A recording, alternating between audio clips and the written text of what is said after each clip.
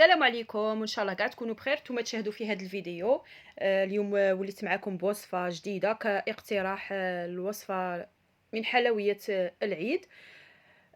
غادي ندير معكم وصفه تاع لي طارتوليت بكريمه الكراميل، ونديرها لكم بتزيين ساهل.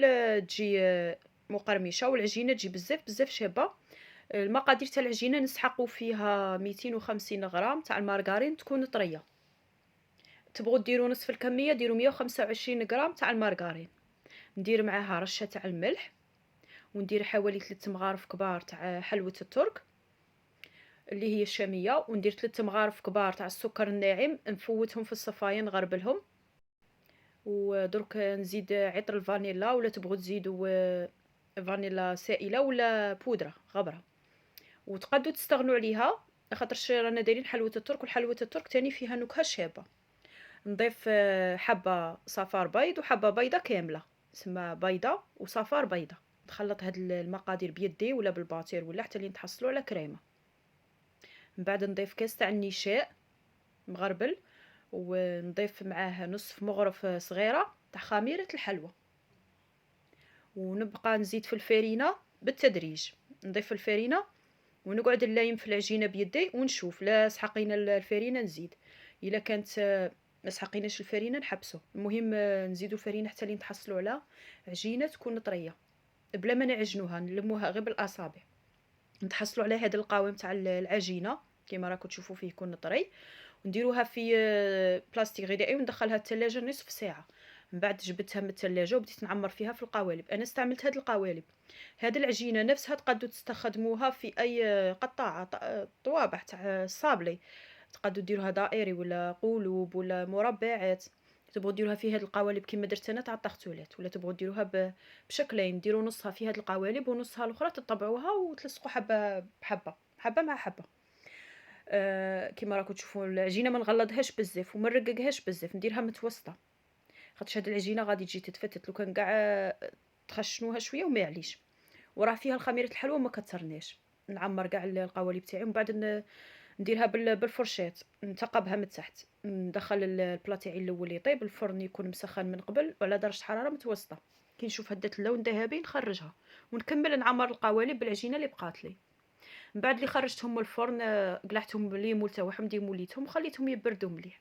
هنا غادي نقول لكم على التزيين. انا استخدمت هاد المقادير، بصح دوك نعطيكم اقتراح اخر. انا درت شويه تاع الفايتين كان عندي، ودرت كاس تاع الكوكاو، حمصته على نار هادئه في الفرن. وغادي ندي معاه زوج غوابس تاع الكوفريط بذوق الكاكاو بذوق الشوكولا. الكوفريط ما تطحنوش، احنا رانا باغيين نتحصلوا على تزيين تجي فيه القرمشه يكون مقرمش. تسمى هذاك الكوفريط غادي نفتها غير في الساشي تاعه، نفتها غير بيدي ونفرغه. ولا شت هكا قعدوا هكا مرصوات كبار نفتتهم غير بيدي كيما راكم تشوف. من بعد نخلط هاد المقادير اللي هي الفايتين والكوكاو ايفيلي والكوفريط. وهنايا الكراميل هذا خدمته في الدار يجي ولا اروع. صدقوني هذا الكراميل يجي غير ملي يتباع في الذوق تاعه وفي القوام تاعه وفي الكميه تاعه، واقتصادي. دوك نحط لكم الرابط تاع طريقه في صندوق الوصف. نعمر القوالب لي طاغتوله تاعي نعمرهم بالكراميل. تبغوا تعمروهم غير بملعقه صغيره ولا تبغوا تكثروا.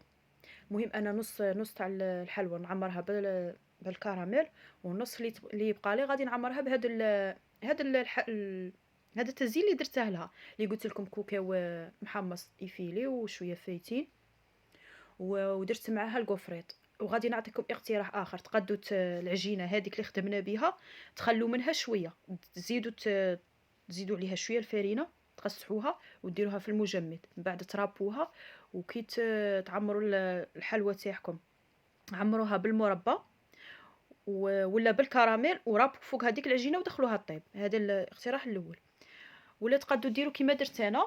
وهنايا كي شوفوا كي عمرت القوالب تاعي بالكراميل وهذاك التزيين، رشيت عليهم السكر ناعم ودرت لها حبيبات ذهبيه. هذا التزيين انا اللي درته. ولا تقدروا تانيك ديروا الكراميل وديروا شويه تاع قطايف تحمصوهم، وتضيفوا عليهم شويه تاع المارغرين دايبه قد حوالي مغرف ولا زوج، وتضيفوا عليهم مغرف ولا زوج تاع العسل، وتعمروا فوق هذاك الكراميل. هذا تاني الشكل يجيكم شباب بزاف. انايا درت هذا الحشو التزيين، هذا الصوالح اللي كانوا عندي في الدار درت بيهم. وهذا الحلوى اقتصاديه بزاف، وشتو كي قسمتها معاكم تنقسم بالخف، والكراميل تجي تذوب، تجي سائله. وهذاك الحشو كي تاكلوا العجينه تكون تتفتت، وهذاك الكراميل سائل، وهذاك التزيين اللي درناه من الفوق مقرمش. تسمى هذه الحلوى فيها الطراوه والقرمشه، وفيها الكراميل. على بالي بلي غادي كي تجربوها غادي تعجبكم بزاف هاد الوصفه. وفيها بنة حلوة الترك في العجينة تجي ولا أروع. شوفوا هذا الكاطو يتفتت وحده كيما راكم تشوفوا يتفتت. هذا بغيت نديرها لكم كاقتراح الحلويات العيد، حلوى اقتصادية وكيما شفتوا ما فيهاش مقادير بزاف. وهذا المقدار تاع 250 غرام تاع المارغرين عطاتني 50 حبة تاع طاغتوليت كيما راكم تشوفوا. هذا الشكل اللي درته انا. القوالب تاع الطاغتوليت اللي درت فيهم شويه كبار، لو كان ديروا القوالب الصغار تعطيكم اكثر، تعطيكم حوالي 60 حبه. انا هذه الكميه قلت لكم عطاتني 50 حبه. ولا درت تورطال تاع دهان تعطيكم 100 حبه ولا اكثر. الى اللقاء في وصفات اخرى، مع الف سلامه.